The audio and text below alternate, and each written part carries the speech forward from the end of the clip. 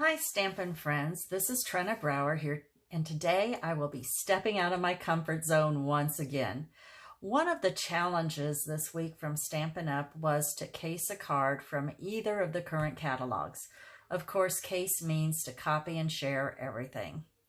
Well, I pulled up my randomizer app on my computer and had it pick a random page number from the annual catalog for me. It chose page 51. This was the Blossoms in Bloom stamp set. Love this stamp set. I unfortunately do not have it, but I love the watercolor effect that it gives on all of these things. The sentiments are great. Happy birthday, get well soon, I like you a lot. Plus it has this, it comes as a bundle, and it also has this wonderful die. And let me show you this die a little bit closer. This is called the Many Layered Blossoms die, and you can see how it has cut out individually or a little bit larger cutout of it. So it's very detailed and also very open for the die. I, unfortunately, as I said, do not have this, so I thought I needed to go through my stash and see what I had that would kind of be similar. So I decided to stick to the die and look for something that might work along those lines. What I came up with was my Detailed Floral old die set that came from the 2016 and the also 2017 annual catalogs. So this was the closest thing that I had to it.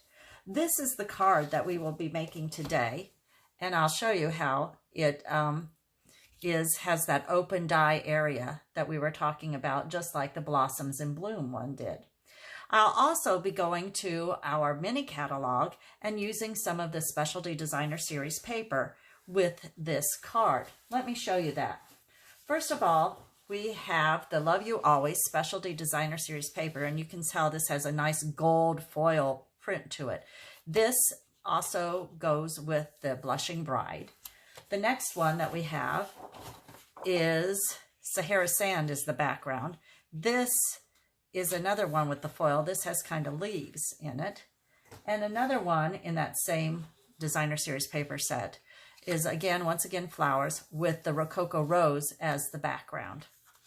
Beautiful colored papers, and I wish you could, this does not do them justice because of the foil. You get such a beautiful color variation on your cards, and it does all the work for you. The other card or Designer Series paper that I wanted to use was the Hydrangea Hill Mercury Glass Designer Acetate. So this one matches with the Rococo Rose, and you can see how, once again, it's a foil and it's an acetate, but it looks beautiful on cards. The back side is going to be silver, so you could use either side. The other one is Highland Heather is the background on it. And again, the back side is silver, so either way you go. We'll be using, I'll show you a sample of both of these using that for our cards today. So let me get started and just kind of explain to you how my sandwich worked for my big shot using the die. I still have the old magnetic platform. I put my metal bit base plate on there.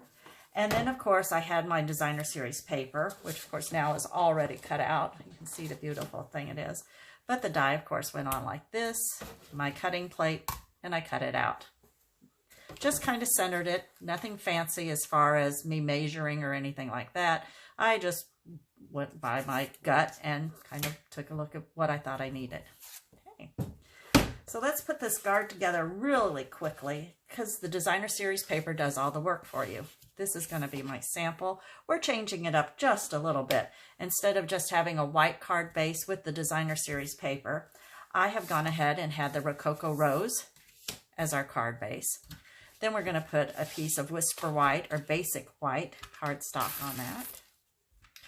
And of course the measurements for this would be 5 1/4 by 4 to fit onto our card base. And the next thing is the Designer Series paper. Since I like to use my liquid glue on this because I think it just does a better job of adhering it. And also too, once again, I can smoosh it around to get it lined up exactly where I want it. And you know me and glue, I usually end up with more glue on me than I do on my cardstock, but we're going to try it and see if I can manage to get it on there fairly closely. All right, give it a good press. The other thing that I'm probably going to use are the pastel pearls that are also in the mini catalog. And they come in these various shades here. I'll probably just add a few pearls like I did on this one, just to give it a little bit more oomph. But the card made itself. Talk about a simple, quick, easy card. These can be used for sympathy cards, thinking of you cards, any type of thing. You can either put a sentiment on the front if you'd like, or if not, just leave it as is and don't take away from the attractiveness of the designer series paper. Let me show you a few other cards that I've done. This one I used the Mercury acetate on, and simply, again, the card base of Rococo Rose, Whisper White cardstock, and then use the Mercury acetate as my cutout area. Okay, and added the pearls again. Now this one I used the other die, which is the smaller die on here, this one right here. And again, Blushing Bride, Rococo Rose, which I ran through an embossing folder. And then underneath that is the acetate once again, and added just a little ribbon for that. And last but not least, once again, Rococo Rose, white, and the acetate, but this time I put Rococo Rose over the top of the acetate, and you can once again see that pretty design. So thank you for watching. I hope you enjoyed my video. I loved playing with this. Like I said, it really makes me think that I might need to think about purchasing that Blossoms in Bloom stamp set. And I just wanted to let you know that in case you ever need to get hold of me, you can reach me at trenabrower@gmail.com, or you can go to my Stampin' Up website, which is trenabrower.stampinup.net. Once again, thanks for watching and keep stamping.